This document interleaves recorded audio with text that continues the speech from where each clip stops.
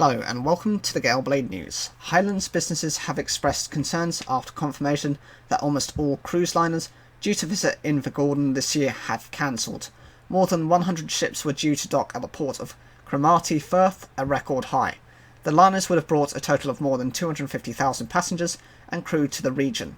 The coronavirus pandemic has led to cancellation of all but 3 of the expected 106 cruise ship visits. D&E coaches would normally ferry hundreds of passengers to every corner of the Highlands on each cruise call. In the summer, 90% of the coach company's private hire is related to cruise liners. The firm has now lost about £1.5 million in turnover following the cancellation of ships' visits to Invergordon. Managing Director Donald Matheson said it is devastating when you see the company making absolutely nothing, no money at all. Normally at this time of year, D&E coaches would have 20 coaches available per cruise liner to take passengers to different parts of the Highlands.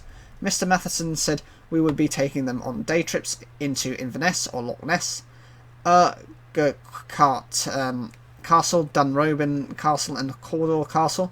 Private hire is non-existent at the moment.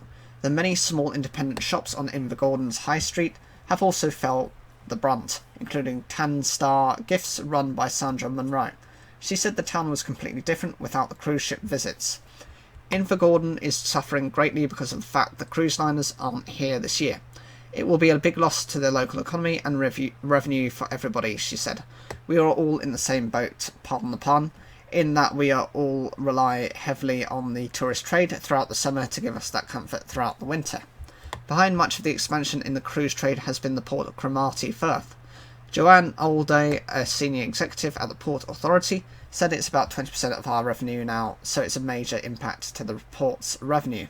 But the greater impact is very much in the wider region.